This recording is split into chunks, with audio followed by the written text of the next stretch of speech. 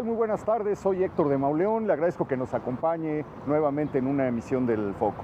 Como cada semana le doy la bienvenida a Beca Duncan, bienvenida Beca. Hola, muchas gracias Héctor. Y continuamos de la mano de Michelle Altamirano, nuestro amigo, caminando por el Paseo de la Reforma, buscando el Paseo de la Reforma que fue. Un Paseo de la Reforma que ya no está, pero que ha dejado pequeñas muestras de su existencia que todavía podemos encontrar en nuestros días. Estamos frente al edificio moderno del Senado de la República. Podríamos comenzar recordando la existencia del viejo, legendario Cine Roble. Se abrió en 1950 con una película de Cantinflas, Puerta Joven. Eso era un cine de más de 4,000 butacas. Era la época cuando los cines eran de a de veras. Claro. Tenía 3 pisos, la galería, el vestíbulo. Era uno de los cines más elegantes de la ciudad porque tenía columnas, esculturas, escaleras, espejos. Era el cine donde se llevó durante mucho tiempo a cabo la muestra internacional de cine. Mucha gente se asomó al cine extranjero, al cine europeo, cruzando el vestíbulo del Cine Roble, que tuvo una existencia, sin embargo, corta, 29 añitos nada más duró decorando esta parte. Yo todavía me acuerdo perfecto de la marquesina, pero el terremoto de 1979 lo aniquiló, lo dejó fuera de servicio. Se quedó el edificio ahí con la idea de que se iba a poder reparar. Claro. Y como todo en México, pasaron los años. Un sexenio después llegó el terremoto de 1985 y se acabó para siempre el cine Roble. El Gran Caruso fue una de las películas que se estrenaron ahí, una muy famosa que se llamó Melody, con Mark Lester. En fin, era en esas viejas carteleras que uno encontraba en los periódicos, donde estaba el cine Maya, el cine Ariel, el cine Metropolitan, el cine Rivoli, los 6 cines del Paseo de la Reforma. Era un referente inevitable el cine Roble. Y recordábamos en el programa pasado estos cines de Reforma también con relación a la colonia que están bordeando, ¿no? La colonia Juárez.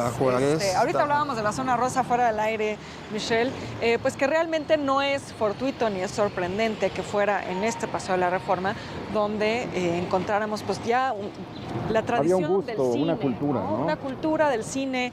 Aquí era un barrio intelectual, de artistas, de escritores, pero también por lo que representa el Paseo de la Reforma, como ese paseo que siempre fue un referente de la modernidad, y lo encontramos también en la arquitectura que vamos a seguir viendo aquí, ¿no? Porque este edificio donde estuvo el Cine Roble fue hecho por Víctor Baizaga para el Banco Capitalizador de Ahorro. Su emblema era un roble. No, ahorita estamos hablando de las películas. Una de las últimas que se mostró aquí fue El Exorcista. No, y la ¿sí? gente estaba pero afuera. Bueno, es que El Exorcista es del 74, 74, 75, es verdad. Se hacían unas colas tremendas para ver esa película que causó muchísimo impacto entre la gente. Estaba la leyenda de que la gente se desmayaba dentro del cine, que mucha gente se salía, etcétera. Si uno ve los primeros minutos de esa película, es una obra maestra perfecta. Sí. El arranque de la película es de verdad inigualable, ¿no? No, y antes de que se construyera el cine, en la esquina de lo que es París y Reforma, estaba la casa de Pedro María Vigil, que luego ocupa Manuel Mestre, ese gobernador de Tabasco que primero se hace maderista, se hace de contra de Porfirio, y cuando gana, bueno, cuando toma la poder, Victoriano Huerta se voltea hacia los huertistas, lo declaran innato, lo declaran inservible, pero tuvo 2 hijos. Uno de ellos es el arquitecto Héctor Mestre, que ya hemos hablado varias obras, incluso aquí también el edificio de Banca Gremi, que es el banco que creó el señor Raúl Bailleres, por eso se llama edificio Val. Pero otra de las hijas del señor Manuel Mestre fue Gloria Mestre, la diosa de la danza, que también tenía su escuela, que también hizo un hotel boutique que se llamó Mansión París. Y había otras casas, la familia Merber. Estaba también un edificio donde se vendía condominio, bueno, entonces conjunto habitacional Paseos del Pedregal. Hay muchas historias que escarbar en ese espacio donde estuvo el Cine Roble, donde bien decías, la muestra internacional de cine, promocionada inicialmente por Rodolfo de Anda, quien pues, nada más y nada menos que el hermano del expresidente Luis Echeverría. Rodolfo Landa. Rodolfo Landa, gracias. Sí, Rodolfo Landa era el hijo del Charro Negro, ¿no? Ajá. Bueno, pues sí, efectivamente estamos caminando, bordeando lo que eran las colonias más modernas cuando el México viejo, el México antiguo, el México del atraso, como se consideraba en el Porfiriato, quedaba atrapado en lo que hoy es el centro histórico y comenzaban a fraccionarse y a desarrollarse nuevas colonias para la burguesía, para la oligarquía de aquellos tiempos. Estamos caminando a orillas de lo que fue la colonia americana.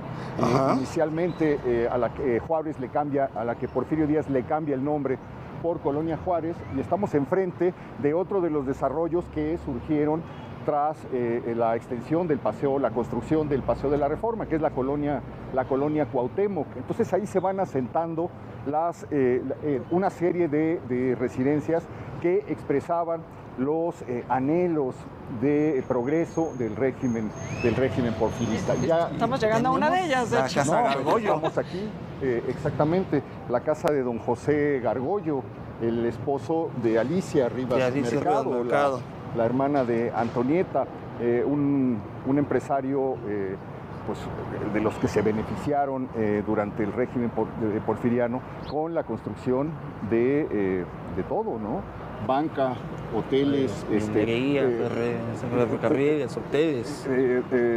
La especulación inmobiliaria, ¿no? Adquiría bienes raíces por todas partes de la ciudad y acumuló una gran fortuna que le permitió no construir, porque la casa ya estaba construida, fue construida para los Rincón Gallardo. Para los Rincón Gallardo, así es que dejan el país. Que la vendieron en 1901 o algo así, y la adquiere este personaje que la va a habitar unos años hasta que hacia los años 30 se instala aquí el University Club. Este club, que es otra de las pasiones del porfiriato, agruparse en los clubes de ese tiempo, el Jockey Club, en la Casa de los Azulejos, pero estaban de moda el Casino Alemán. Había clubes como para cada comunidad que había llegado al país. Es una tradición muy europea, ¿no? El del club. Y desde luego los norteamericanos, que hayan una gran ventana de oportunidad durante el porfiriato para invertir, necesitaban el suyo propio. Y hacen unas reglas muy estrictas que permiten que solamente 40 personas durante muchos años puedan formar parte del club, que tenías que ser universitario, pero además con 2 años de posgrado, pero además ser originario de los Estados Unidos. Así es. Entonces era una organización que estaba en Bucareli. Donato Guerra tenía un club ahí donde había boliche, la gente se reunía ahí para desayunar o para cenar, para jugar cartas, tenía biblioteca, para hacer negocios. Y sobre todo para hacer negocios. Pasa el tiempo y el club de Bucareli ya no da abasto, necesitan una casa nueva, unas instalaciones nuevas, pero las reglas de admisión son muy estrictas, entonces se abre a los mexicanos. Y comienzan a llegar precisamente mexicanos que querían meterse en el mundo de los negocios, estar cerca de esas fuentes de capital, y hacia los años 30, ya que la familia Gargollo, que había dejado la propiedad, la adquiere el University Club, que está aquí desde ese tiempo. Ha de haber sido una cosa extraordinaria lo que esta casa vio en este tramo del Paseo de la Reforma, con el monumento a Cuauhtémoc recién inaugurado, con la estación de ferrocarriles ahí enfrente, la estación de Colonia, usada por James Sullivan, y una serie de mansiones, de palacios, de villas que poblaban el Paseo de la Reforma. Yo solo quisiera brevemente decir, bueno, esta es una de las pocas casonas de ese Paseo de la Reforma que podemos encontrar todavía. Y nada más decir rápido un homenaje a Rafael Fierro Gosman. Hemos estado platicando de él en este recorrido. Si ustedes quieren saber más sobre esta casa, si quieren ver fotografías, documentación realmente formidable de esta casa, entre muchas otras, pues está el blog de Grandes Casas de México, que habla de ese momento que tú narrabas al principio, cuando pasa de ser casa de los Rincón Gallardo, de Gargollo y Alicia Rivas Mercado. Narra toda esta historia de una manera pues que solo él sabía. Sí, no, es envidiable y sorprendente. Acaba de morir hace unos días. Exactamente, sí. Dejó precisamente este legado invaluable que es el blog Grandes Casas de México, donde conseguía los planos, conseguía los mapas de dónde se iba a hacer la casa. Hacía la genealogía de las familias. De las familias, conseguía las fotos no solamente de la construcción y de cómo eran las casas de fuera, sino cómo lucían adentro. Yo no sé cómo le hacía, cómo se metía con las familias o cómo las rastreaba para revisar sus archivos, pero ese blog yo creo que debería convertirse en un libro. Debería ser una publicación. En un libro que rindiera homenaje a la labor. Es que es como un Marroquí del siglo XXI, de verdad. Hizo exactamente, si uno pensara en José María Marroquí, que recorre todas las calles de México haciendo la historia de cada una de ellas y de cada una de las casas, y lo pudiera extrapolar a nuestros días, creo que la figura, bueno, hay dos figuras, una es Guillermo Tovar y de Teresa, sí, y el otro es Rafael Fierro. Pero creo que lo que yo destacaría también de Rafael Fierro y de este trabajo de las casas es que mientras otros historiadores, que creo que es lo que sucede muchas veces con Tovar, se van por los grandes monumentos, los palacios, él va a hacer la historia de las casas, de la vida cotidiana. Un tema que no había tocado, ¿no? Un tema, sí, que había quedado muy olvidado por la historiografía, quizá Katzman. Pues mira, eso, sí, claro. Pero eso ya, digamos, es un trabajo que ya está hecho, que llevó años.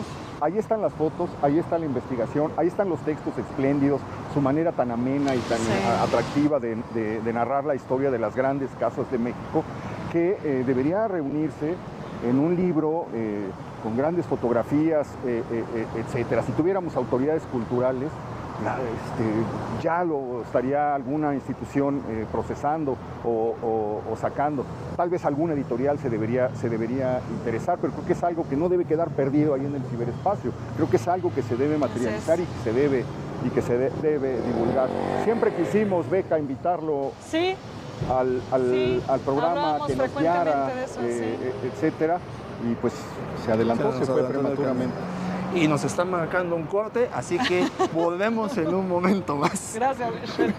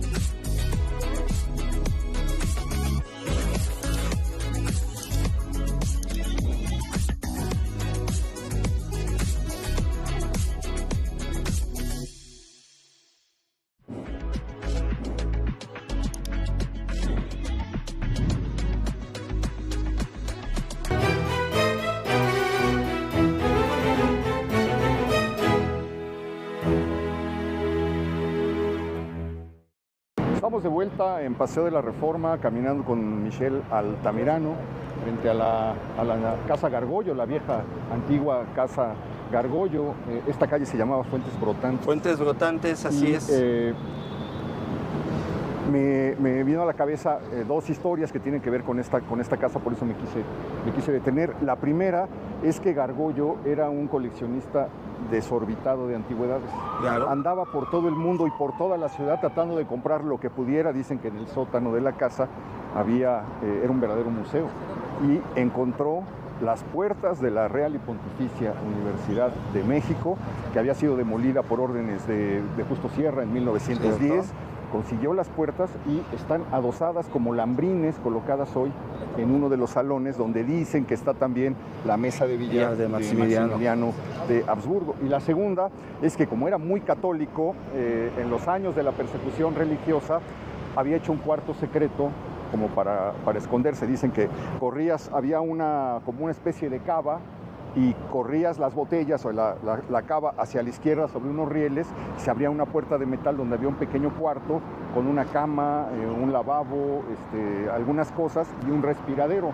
Y que en esa casa se escondió durante los años de la persecución el padre Pro, que ahí lo escondieron hasta antes de que, fíjate, está ligada la vida del padre Pro al Paseo de la Reforma. Lo iban a fusilar frente al caballito. La vida y la muerte. La vida y la muerte. Y de aquí sería para ir a bendecir a sus feligreses que estaban en la Colonia Juárez, en la Roma. Ahora, tiene una forma extraña. Bueno, es que está en un lugar un poco difícil, un terreno complicado. El monumento a Cuauhtémoc, que así la diseñó el arquitecto José Luis Cuevas Pietrasanta. Fíjate que es uno de los arquitectos que están olvidados, pero aquí es donde te dije que ibas a ver a Pani, porque Pani, cuando hace su taller de urbanismo, lo hace con el arquitecto José Luis Cuevas Pietrasanta. Bueno, es que dejó una huella importantísima en la ciudad, ¿no? La traza de la Condesa es de él, las lomas Polanco, es de él. El sistema Henry. Es el primer gran urbanista que trae México, el arquitecto José Luis Cuevas Pietrasanta. Para el señor Gargollo también hace un diseño que va a ser su hotel, el Hotel Gargollo, allá en la calle de Gante, que luego se hizo el edificio de Luz, que está entre 16 de septiembre y Venustiano Carranza, y ahí quedó como legado en 1912. Pero sí convendría hacer un homenaje, si se hace un programa de arquitectos, y meter a José Luis Cuevas Pietrasanta, porque hay una cantidad Hace falta enorme. uno de arquitectos, la verdad, porque solamente tenemos 4 o 5 nombres y hay un montón olvidados. Sí. Otro arquitecto que también se nos olvida, pues lo vemos aquí al lado, el edificio que fue de Banco Internacional. Hay unos que, de hecho, Edificios de México marca que el arquitecto es Mario Pani, no es así. Los arquitectos son Alberto Martínez Velasco y otro de sus compañeros, Javier, ahorita se me borró el nombre, pero el nombre lo pone Juan O'Gorman cuando hace aquí adentro el mural llamado El crédito transforma a México, Javier García Lascurain.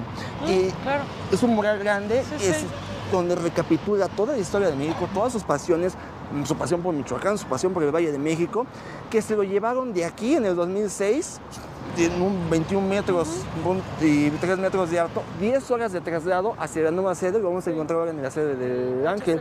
Así es. Bueno, pues me estoy tratando de imaginar cómo luciría este tramo con mansiones y villas y residencias y palacetes de este tipo. Bueno, es un tramo que ha vivido modificaciones importantes, sobre todo con relación al monumento, ¿no? Y ahí nuevamente aparece el nombre de Mario Pani. Sí, lo mueves, 1949. Bueno, ahorita vas a platicar tú platicas de eso, que es un tema que manejas bastante bien. Pero pues la segunda escultura que se inaugura en el Paseo de la Reforma es precisamente la de Cuauhtémoc, 1877, una propuesta del general Vicente Riva Palacio, ministro de Fomento del primer gobierno de Porfirio Díaz, a quien se le ocurre la idea genial de decir, vamos a hacer una síntesis del mestizaje. Ya se hizo la estatua de Colón, vamos a hacer la estatua de Cuauhtémoc, para poner los dos polos en medio de los cuales van a transcurrir, por una idea del historiador Francisco Sosa, las estatuas de los héroes liberales que hicieron la patria. Es decir, la historia de bronce ya existía, pero no había llegado a Reforma, y Reforma comienza a convertirse en el relato que nos va a decir quiénes somos, de dónde venimos y quiénes son los héroes que nos dieron, patria. Y fíjate que es interesante que en esa narrativa se escoja Cuauhtémoc, porque Cuauhtémoc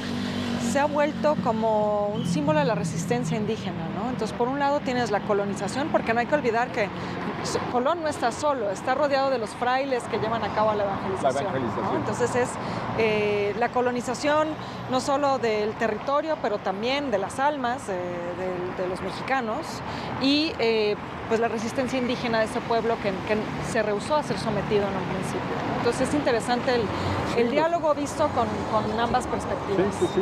Y bueno, pues también una serie, estoy tratando de ver, pero creo que no. Es que está el relato. Bueno, claro, una de las cosas que hizo Pani fue cercarlo y evitar que uno se pudiera acercar.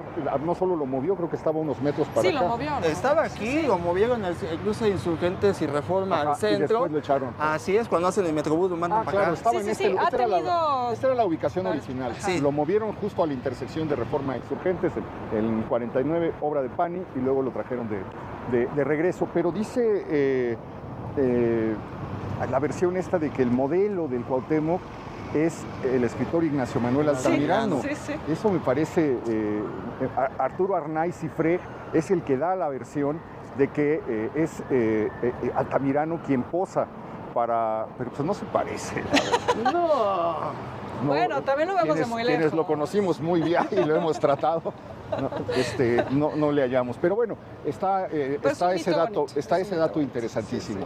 Y la tragedia de que lanzan un concurso para ver quién va a ser el monumento, lo gana Francisco Jiménez y a los 2 días de ganar se muere.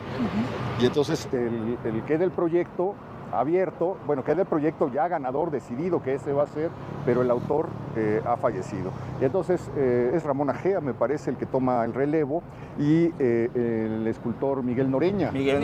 Sí. A quien se le encargan con la colaboración de Gabriel Guerra y en la fundición de Jesús Fructuoso Contreras. Ahí se hace esto, que tarda bastantes años, porque 7 años. Ponen la primera piedra a Porfirio, sale Rivapalacio del gabinete, llega Carlos Pacheco a sustituirlo y es ya durante la gestión de Carlos Pacheco cuando se inaugura este monumento. De hecho, está la placa todavía Manuel González como presidente en ese tiempo. Mira, sí. Sí, Manuel González, le toca, es verdad. Manuel y luego González. hacen la fundición un 13 de agosto conmemorando la caída de México Tenochtitlan y es cuando le cae un pedazo de fierro fundido en el pie a Noreña, que lo deja inhabilitado. Así es, le atraviesa la gota de plomo, de bronce. La otra cosa es la crítica que hace Manuel Gutiérrez Nájera, el cronista de la ciudad en esos años, que dice, le quieren hacer un homenaje al pueblo indígena, denle escuelas. Si quieren reivindicar a los hijos de Cuauhtémoc, no los tengan en el atraso y en el abandono. ¿De qué les sirve un monumento estéril? Que es una reflexión interesante. Bueno, y vigente, ¿no? Y es una reflexión que también se aplica de pronto a otros momentos, como pienso en la Escuela Mexicana de Pintura, todos estos movimientos indigenistas donde se piensa mucho en el indígena del pasado, pero no en el del presente. Yo creo que sigue hasta la fecha. O sea, los indígenas siguen siendo como relegados y siendo pues manejados por diferentes, usados por diferentes organizaciones, personas, partidos. Y eso es una crítica, porque ahora sí que queremos un país que progrese, debemos de educar a todos los mexicanos para que amen, quizá no diferentes cuestiones, pero sí la mexicanidad. Y amar la mexicanidad es amar lo que tenemos como patrimonio, amar a nuestro país y hacerlo crecer bollantemente. Pues sí, pero pues es el mundo de las estatuas, el mundo de la patria de bronce, de la historia de bronce, y se tenía que fijar un proyecto modernizador o en el que el porfiriato fuera la consecuencia de todo lo que había pasado en la historia de México, ¿no? Los grandes momentos culminaban, como ahora, como le quieren hacer ahora. Los grandes momentos culminaban con el porfiriato, esa era la consecuencia de todas las luchas del pueblo mexicano desde Cuauhtémoc en adelante, y esto es lo que nos va a contar el Paseo de la Reforma cuando lo sigamos recorriendo. Pero bueno, vamos a hablar, Beca, del proyecto de la Glorieta. No existió. De Reforma Insurgentes. Así es. Aquí, bueno, lo comentábamos también en uno de los programas pasados. Aquí Mario Pani propone uno de sus proyectos pues más megalomaníacos, que vaya que se le daba, de hacer una superglorieta, ¿no? Esta idea de traer estos proyectos modernos, casi utópicos de pronto, que él conoce en París, porque él se forma allá, se forma en una París que está pues viviendo los cambios y las transformaciones que están impulsando los arquitectos europeos, principalmente Le Corbusier, Edouard Jeanneret, este arquitecto suizo, que está pues a la vanguardia de las propuestas urbanas, arquitectónicas. Y aquí lo que quiere hacer es una gran glorieta que divida el tráfico de los pasos peatonales. O sea, en realidad en papel no suena como tan mala idea, ¿no? La idea es que el tráfico de automóviles pueda pasar como por estas especies de túneles, que pueda haber otros pasos peatonales a nivel de calle, separar estas dos cosas y hacer una serie de edificios 12 cóncavos, ¿no? Del cual pues lo único que realmente pudo construir fue el Hotel Plaza. El Hotel Plaza. Hubiera sido maravilloso, ¿no? Suena bastante interesante, y cuando uno ve los bocetos, la propuesta, pues realmente se anticipa muchísimo a lo que ahora sí vemos en Reforma, que son estas grandes torres, ¿no? Pani quiere traer este concepto de construir más en vertical las ciudades, cosa que en México nunca realmente nos hemos apropiado tanto de eso. Le seguimos teniendo miedo a las torres, ¿no? Sí. Pero Pani quiere traer esta idea que en Europa era muy vigente, muy importante, porque uno, pues tienen menos territorio, ¿no? Si pensamos en las ciudades europeas, son mucho más compactas, pero la idea de Le Corbusier, que es quien propone por primera vez este tipo de proyectos como Tlatelolco, que ya recorrimos con Michelle, ¿no? Estos grandes multifamiliares, claro. Estas grandes torres de vivienda, de oficinas, de usos mixtos, es también pensar en la seguridad de estas ciudades con el antecedente de la Primera Guerra Mundial. Eso es algo que a veces no tomamos en cuenta. Si tú tienes edificios altos, esparcidos en el espacio de la ciudad, con parques en medio, cae una bomba, hay una alta probabilidad de que esa bomba caiga en un parque, en un área verde, y no destruya o devaste las ciudades como sucedió con la Primera Guerra Mundial. Entonces, bueno, hay como todo un contexto europeo que es el que Pani vive y se trae estas ideas acá. Finalmente, como decíamos, aquí no logra hacer este proyecto, y una versión a pequeña escala, inspirada en él, logra hacerse en lo que ahora es la Glorieta de Insurgentes, y ese proyecto pues lo lleva a cabo Salvador Ortega, que trabajaba con Pani. Entonces conocía el proyecto de la Superglorieta y puede implementar un modelo más pequeño cuando se hace el metro. Digo, ¿qué fue lo que impidió esto? Mario Pani ya tenía la idea. El centro de la Ciudad de México ya no está en el centro. La gente se movió a un cruce, Insurgentes y Reforma, y hasta la fecha es el cruce principal. Qué caos cuando nos cierran aquí, por manifestaciones en el Senado, por cualquier cosa. Es un caos. Eso ya lo preveía Mario Pani, ya preveía que eso iba a pasar. Entonces, este sistema estaba bien resuelto. ¿Qué fue lo que impidió que se construyera? La gente, los dueños de los lotes, te acordarás que hay un libro que escribió Ricardo de Robina, que es la imposibilidad del cruce Insurgentes y Reforma. No fue un libro, fue un ensayo. Y ahí dice, fuimos a las actividades, a las juntas, y los dueños de los predios se pusieron necios, no querían el proyecto Reforma Insurgentes porque iba a afectar sus territorios, a pesar de que las nuevas torres les iban a traer más plusvalía, les iban a traer más ocupación, les iban a traer más costo, o sea, no lo quisieron al final del día.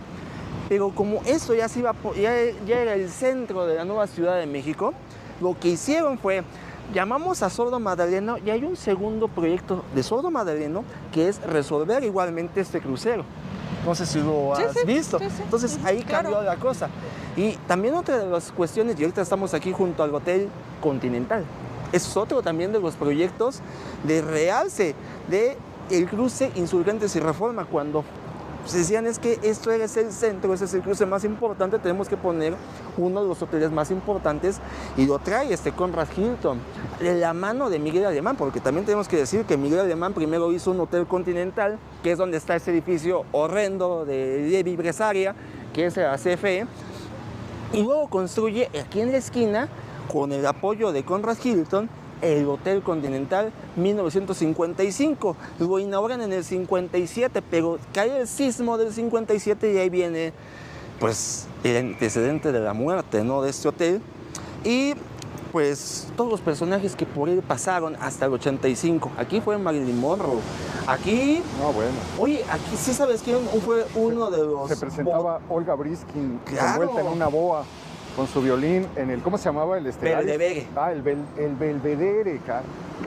Donde todo el mundo... Y oye, ¿por qué están formando? Pues porque todos quieren ver a Olga. Así es, así decía el comercial de la televisión. Oye, qué desastre quedó de esto, ¿eh? Sí.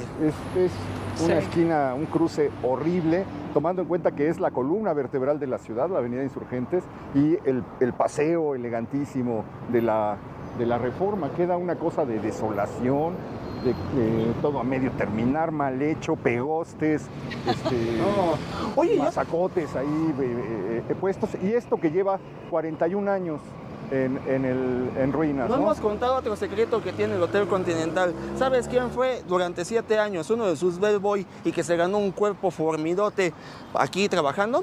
Rogelio Guerra. ¿A poco? Sí, y aquí venía su gran amigo, el Caifán Oscar Chávez, para llevarlo de fiesta. No, muy bien. Así que se puso así porque cargaba las maletas, ¿no? Sí. Oye, pues estamos ya a punto de cruzar Insurgentes. Vamos a continuar caminando hacia el Ángel de la Independencia. Todavía tenemos muchas cosas que ver y que contar. Hacemos una pequeña pausa, no se vayan.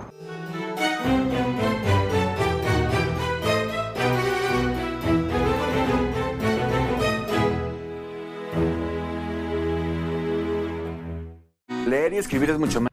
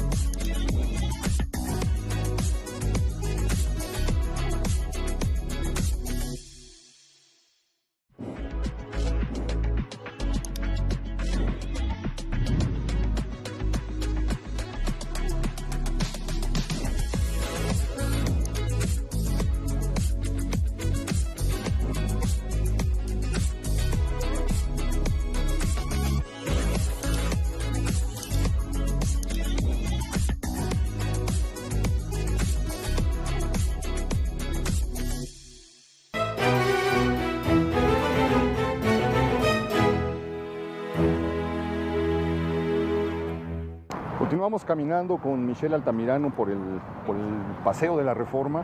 Ya hemos cruzado Insurgentes, a un lado donde estuvo durante muchísimos años la escuela bancaria comercial. Bancaria y comercial.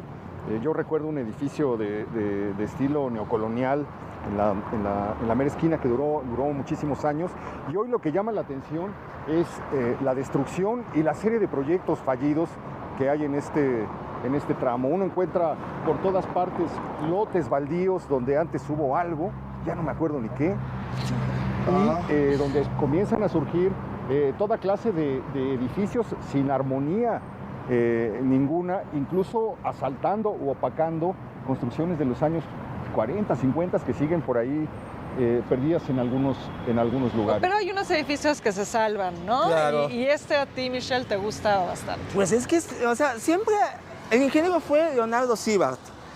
Leonardo Sivart siempre lo encasillamos como el ingeniero que hace la torre latinoamericana, pero no, también hace unas innovaciones de ingeniería para salvar muchos edificios. 63, 64, lo hace con Enrique del Moral como arquitecto. ¿Saben dónde se sostienen las columnas de cada piso? ¿No? A ver. Bueno, las columnas de cada piso están sostenidas por el banco de elevadores que está atrás y por la reja que está enfrente. De hecho, voy a pasar. Esta como celosía que vemos adelante. Así es, están sostenidas ahí cada uno de los pisos. Es una de las innovaciones que trajo este ingeniero y es pues para evitar que los edificios se caigan. Otro de los edificios más simpáticos que... Oye, bueno, tal vez tiene elementos que lo hacen interesante, pero estéticamente es horrible. Es horrible. Bueno, pero a ver, es edificio de ingeniero, sí. Creo que se ve que es edificio de ingeniero. Sí. Sin embargo, creo que Parece tiene muchas hotel de Acapulco, cosas. Es que justo, creo que tiene... la vieja costera, ¿no? Tiene algo de su tiempo, ¿no? O sea, esta geometría de la celosía, esa construcción ahí un poco como parece salida de película de Kubrick, ¿no? Ese como círculo ahí. Pues es muy propio de una época en la que se está experimentando con el arte óptico, ¿no? Con la psicodelia. Nos habla de su tiempo, ¿no? Claro, claro, desde luego ya es un documento. Exacto. Claro, eso no lo hace más bello. No, pero bueno. Oye, y luego esta cosa que apareció aquí, Reforma 222. Otro código de vida, por cierto. Bueno, es que este conjunto son 3 edificios, que de hecho son 4, porque tenemos que integrar este edificio que es el Hotel Paseo, que por cierto lo construye don Hugo Salinas Price, y uno de sus últimos gerentes, yo creo que hasta don Ricardo va a decir, ¿cómo se le ocurrió a mi abuelo poner a Héctor Torruco como el último gerente de este hotel, antes del 85? Pero bueno, cuestiones de cada quien. Entonces tenemos el hotel, tenemos edificio de oficinas, tenemos edificio de departamentos y en medio una calle peatonal techada. De hecho, la publicidad de esos entonces en imágenes es para vivir, comprar o trabajar, Reforma 222, otro código de vida. ¿Qué tiene esto, 20 años? Es el 2007, pues sí. 20 años, sí, ya 19 años, ya también va a sacar su INE. Oye, Michelle, pero lo que es interesante es que hablábamos también hace unos programas de estos edificios de usos mixtos. Claro. Que Reforma 222 se vendió como eso, ¿no? Como una gran innovación, como nos dices, puedes vivir, puedes comprar, puedes tener oficinas, pero en realidad ya hay antecedentes de esto, incluso en el propio Paseo de la Reforma de José Villagrán, ¿no? Así Entonces, al final vemos que este tipo de usos ya ha estado en nuestra historia desde hace mucho tiempo. Y Villagrán fue maestro del arquitecto de este proyecto, Teodoro González de León, que es uno de sus últimos proyectos urbanos. La ingeniería la hace Enrique Martínez, que es con el que trabaja estas cuadrículas, que es el diseño que tienen estos edificios en los que él participa, que es Arcos Bosques, también una torre mural en Insurgencia, aunque ese es con Enrique Norten. Pero esta innovación de los conjuntos mixtos, Teodoro González de León, cuando redacta el proyecto, se la dedica a Mario Pani, porque dice, es que si el primer paradigma fue hablar sobre unas unidades habitacionales como el CUPA, ellos, Teodoro González de León y Abraham Sabludowski, habían hecho plateros, como tratando de mudar. Sí, y plateros es su primera, la patera también. Entonces, Torres de Miscuac. Torres de Miscuac, así es. Entonces, hacer este conjunto que pues es más comercial que otra cosa, pues representa un hito para la ciudad. Ninguno de las fachadas las abre como si fuera palmas para que se vean, tengan todos vistas hacia el Paseo de la Reforma. Aquí, los departamentos, yo me acuerdo venir a preguntar por un departamento y de ahí tengo las fichas técnicas y estaban en $265,000 en aquellos años, 2007. Ahora les quitan un cero, ¿no? En las declaraciones patrimoniales. Mira, oye, qué bueno que pero bueno, vamos, antes de meternos en eso, ese monstruo donde estuvo la Procuraduría General de la República, este edificio que ahora está en venta, que lleva años cerrado. De Juan José Díaz Infante, que fue la banca Somets. Bueno, ¿por qué lo cierran? En el 2017 se queda con daños y desde el 2014 ponen los familiares de los de Ayotzinapa allá abajo. ¿Cómo sale huyendo Jesús Murillo Karam? Y eso es una imagen que todavía se me queda porque yo cuando venía a estudiar a la universidad, orgullosamente de la EST Camachalco, me tocaba venir por aquí. Entonces, pasaba por aquí y se me quedó grabado el helicóptero. Nunca había un helicóptero que aterrizaba en un edificio de Reforma y bajó por Murillo Karam y se lo llevó hacia la renuncia. Oye, pero ahorita que mencionas el 2017, Michelle, creo que no lo hemos tocado tanto, pero pensaba también en lo de los lotes, Héctor.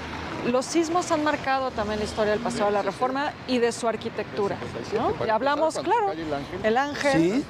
El 85. El 85. Entonces, ¿cómo se vivió el 85 en este? Pues es que demeritó al paseo, porque los edificios estaban... Pues es que son edificios altos y la gente los veía con miedo. Y con otra ingeniería, ¿no? Sí. De la que usamos hoy. Así es, la ingeniería de ahora, a partir del 2017 ya vemos los edificios altos con más confianza. Pero en ese entonces veías el Banco Mexicano Somets, veías muchos edificios, el Hotel María Isabel que estaba ya construido, pero te ibas venía Jacobo, hace su primer crónica aquí, ve primero el Ángel, dice no pasó nada, pero cuando llega Insurgentes y Reforma y ve el Hotel Continental caído, dice sí pasó algo. Y luego el hotel, se mete a Plaza de la República, etcétera. Bueno, vamos a avanzar un poco porque estamos ya... seguimos avanzando, pero aquí a la izquierda estaba el Hotel Montejo, un hotel diseñado con estilo neocolonial. Así es.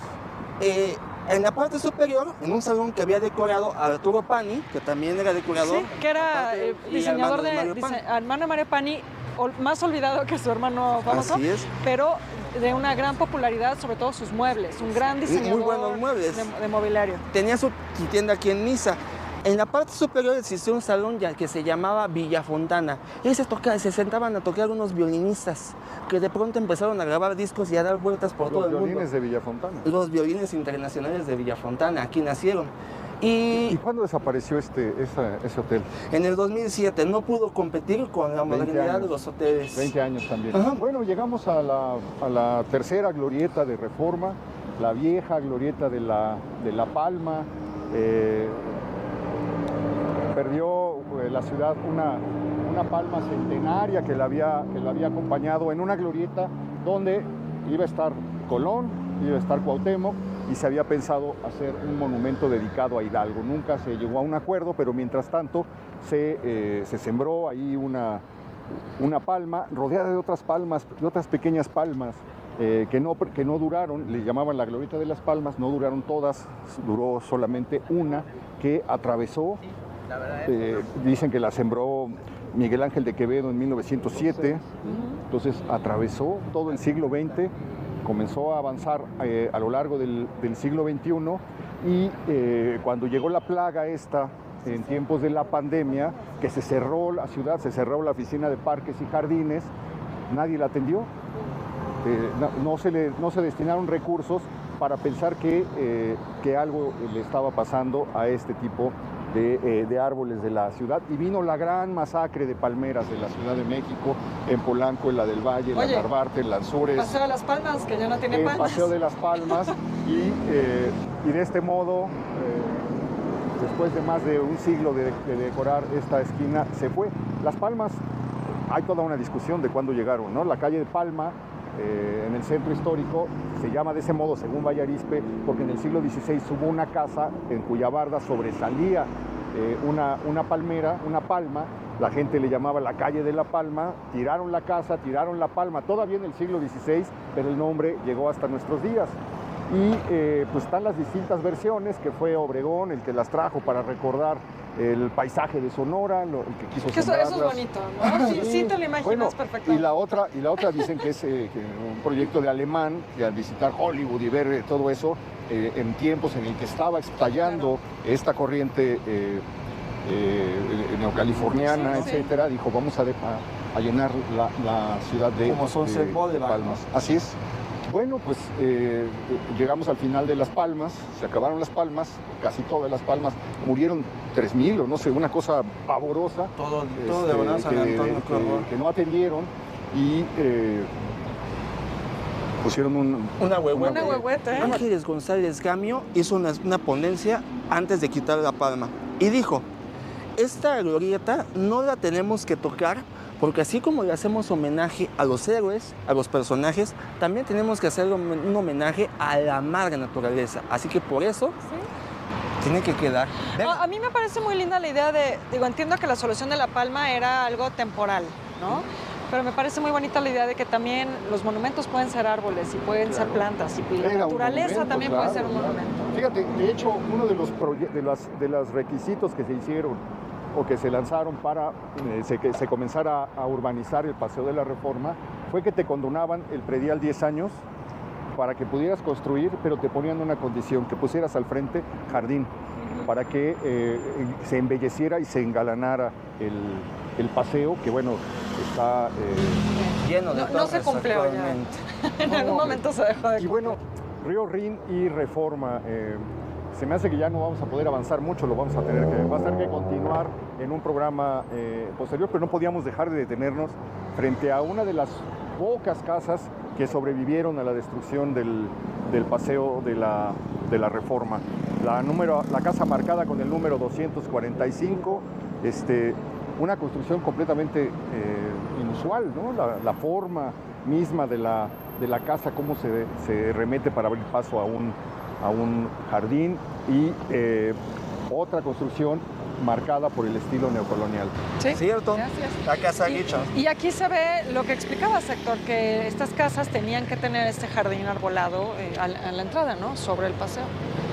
Esta es la única casa que todavía mantienen los dueños originales, la familia Guichard, que mexicanizándose le llamaron los Guizar. Entonces, la familia Guichard... Además, Gracián, le pusieron, era Gracien. Gracien Guichard, así es, era uno de los inversionistas del correo francés. Claro. Y aquí construye su casa. Hasta el 2009 todavía vivía uno de los hace la casa para su hijo. Ajá. Este es un personaje también que aparece en todas partes donde hay negocios. Es miembro socio de los Barcelonetes, es socio del correo francés, ese edificio bellísimo que está en la calle de 16 de septiembre, entre muchas otras cosas, la banca, etcétera. Y ahorita los Guichard son dueños del banco que está aquí, sí. y siguen siendo socios de tiendas. Michel Guichard es presidente de Liverpool. De Liverpool, sí. Bueno, pues hace esta casa rompiendo un poco, digamos, si la comparamos con el University Club, rompiendo totalmente el esquema de lo que se estaba haciendo. En ese momento debe haber sido una casa modernísima. Era de en los años en los que estaban volviendo, según postulaba el arquitecto Federico Mariscal, la vuelta, el rescate al México colonial. Mariscal decía, el mexicano viene de la mezcla entre español e indígena, pero el crisol donde se hace la mexicanidad es la Nueva España. Por lo tanto, si queremos replantear o retomar las raíces, tenemos que desarrollar cosas que recuerden los mejores momentos de ese Eso muy alineado periodo. con todo el movimiento cultural revolucionario, ¿no? Así es. Mariscal. Pero efectivamente lo que aquí podíamos encontrar eran casas más bien de un estilo europeo, afrancesado, ¿no? Entonces esto definitivamente rompe. Brincaba. Y solo recuerda Mariscal, ahora que lo dices, pues él realmente hace el primer edificio neocolonial del que tenemos registro, el edificio SO3, que se encuentra atrás de Palacio Nacional, en el Correo Mayor. Entonces, bueno, sí, él inicia un poco con esta tendencia que tendemos a pensarla más en Polanco, en estos desarrollos más hacia los años 30, 40, pero aquí vemos que ya desde muy temprano está presente el neocolonial. El neocolonial sí es una de las arquitecturas. Fíjate, hay algo que yo supe por precisamente Rafael Fierro. Él fue parte del Consejo de Administración del Banco de México, Guichard. Sí. En el billete de $1 aparece en la parte de los viejos billetes de $1, aparece en la parte de atrás el ángel de la independencia y la firma del consejero del Banco de México es precisamente el dueño. Entonces dice Rafael, cuando él salía, pues no estaba esto, claro. Tenía una vista, no había nada de esto, eran casas de uno, dos, de una planta. Y los árboles más bajitos, desde luego. Lo que él veía era precisamente el ángel de la independencia y dice, no creo que sea casual la forma de la casa, porque desde la balconería que tiene ahí se podía apreciar en ese tiempo una vista completa de ese monumento que se iba a volver el emblema del Paseo de la Reforma, y no solamente el emblema del Paseo de la Reforma, sino de la Ciudad de México, ¿no? No, y bueno, es que lo contrastante de las arquitecturas. Tenemos esta casa que sobrevive y al lado el edificio que hace Jean-Michel Colonial, que es la torre que le llaman Mafre, que descompone todo el panorama. Tenemos Capital Plaza enfrente, otro edificio que descompone el panorama, pero el primero que descompone esta glorieta es el hecho para la Bolsa Mexicana de Valores, el de este señor Juan José Díaz Infante Núñez. Finales de los 80s, ¿no? Finales de los 80s, 89 al 93, que dura su construcción. Vamos a caer. Y al lado está el edificio que era de Avantel, que lo hace un hijo de Bernardo Quintana, André Quintana. Entonces aquí se viene a descomponer todo el panorama. Chéquense, cuando ustedes vengan aquí de la glorieta, todo rodea cosas modernas. Lo que queda es esta casa y quizá del otro lado, donde estuvo el restaurante Normandí, ese edificio abandonado que está al lado. Hay una tienda ahí todavía de ropa, pero es así es. Muy pequeñito. Y todo es moderno, hasta el hotel que era el Marriott, que era el Hotel Aristos, que luego nos preguntamos quién es Miguel de Abet. Fue uno de los inversionistas del Hotel Aristos. Y aquí tenemos dos historias. En el Hotel Aristos, ¿les puedo contar? Sí. En el Hotel Aristos llega un momento, en la recepción, era un hotel muy socorrido, llega un inversionista, un empresario del norte, y saca pistola para pedir una habitación, y ante todo el escándalo que estaba generando se tiene que retirar. Lo cuenta un personaje en una crónica de la Ciudad de México en el tiempo. Y otro personaje, aquí venía José paseando, se mete al bar y encuentra a una cantante que se llamaba Bertaliza, interpretando una melodía, y le dice, oiga muchacha, usted tiene una voz muy dulce, que le podíamos grabar un disco. Bertaliza no, o sea, dulce. Ahí es donde surge Dulce como cantante. Muy bien. Bueno, y estamos entrando también a una parte del Paseo de la Reforma, donde durante muchos años, digamos, todo cesaba. ¿Sí? De aquí en adelante había una calle en los años 20, 30, cuando se levanta esta casa, que era una calle con grava, con gravilla suelta, por el que pasaban los caballos y los charros que iban a ejercitar a sus caballos al bosque de Chapultepec. Entonces había un carril para caballos, circulaban unos cuantos coches de aquí hasta la entrada del bosque de Chapultepec. Y lo que es precisamente esta zona de Reforma, del camellón de Reforma, era como el parque donde jugaban los niños, los primeros niños de la Colonia Juárez en los años 20, 24, 17, cuando vivía todavía ahí el presidente Calles, etcétera. Y era el lugar de encuentro de todos los habitantes de la colonia, un Paseo de la Reforma prácticamente... inimaginable. Hay un libro de Enrique Krill, donde él fue uno de las primeras familias que llegaron a habitar esa parte de la Colonia Juárez, y cuenta cómo era la infancia, cómo era este lugar en esos años. No hay absolutamente referente alguno con el lugar que estamos visitando. Pero bueno, pues estamos llegando al final de esta emisión, de nuestro recorrido. ¿Podemos continuar? Bueno, vamos, si quieres, nos vemos en la Botiva, porque es un tema muy interesante. Iniciamos en la Botiva y continuamos para Real. Órale. Y pues, no sé si se puede hacer la invitación. El 7 de febrero voy a hacer un recorrido para poder platicar un poco. Buenísimo, perfecto. ¿Dónde te encuentran? Nos vemos en las redes, Michel Arquitect, y pues vamos a hacer esta remembranza de Reforma. Y es que tenemos muchas cosas que platicar todavía. Las bancas, el ángel, el María Isabel, su historia. Y pues, claro. Muchísimas gracias. No, gracias Hombre, a ti, Michelle. mil gracias Michelle por acompañarnos en este recorrido interesante, triste también. Muchísimas gracias, Beca. Gracias, Héctor. Y gracias también a usted. Espero que se la haya pasado bien, espero que se la siga pasando bien. Y nos vemos la próxima semana, ya lo sabe usted, aquí en el canal.